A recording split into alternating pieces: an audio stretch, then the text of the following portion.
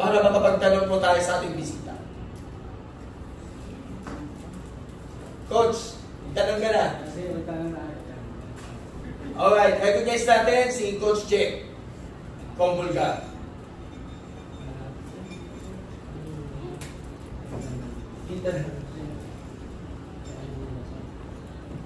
Ayan, hello, good morning po sa ating mga ka-members sa TAPS. Gerard Garcia po from Abante and Bulgar, of course. Okay, tanong ko kay Coach muna. Coach, sabi nyo kanina regarding grassroots pa kayo ng Wushu. So, ano ba yung mga ibang tournaments na pwede natin salihan or nasalihan nila natin nationally tsaka sa mga susunod pang tournaments sa international?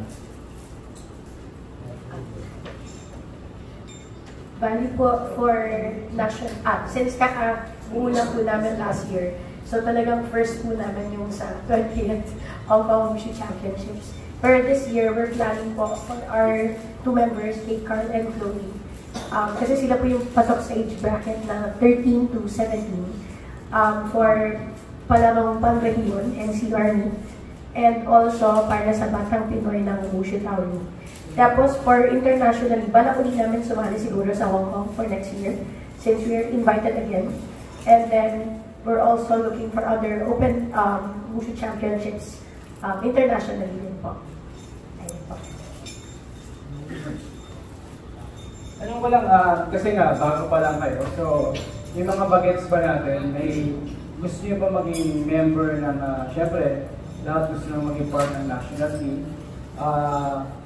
Nag-ano ba kayo? Mag-i-inquire na ba kayo? Nag-i-inquire na ba kayo na maging interested sa pagpasok? Kaya coach, syempre, papahiram mo yung mga players mo.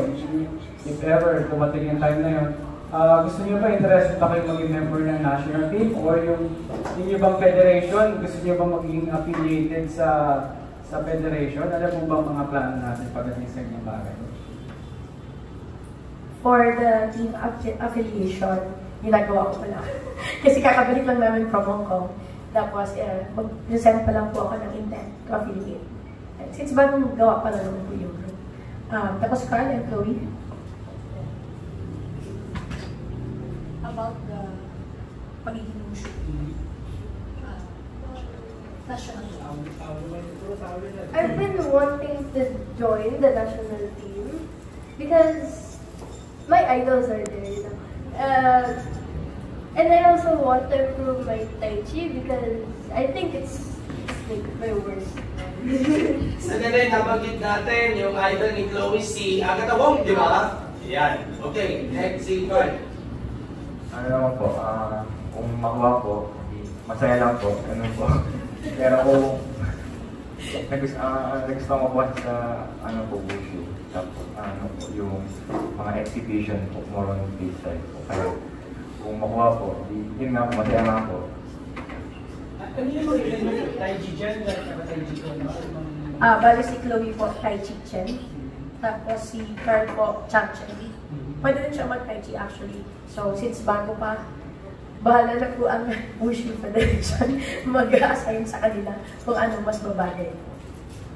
Ayun po. Ayun, sir, punta naman tayo siyempre sa sample. Sir Pao, yan. Parang long time na kasi.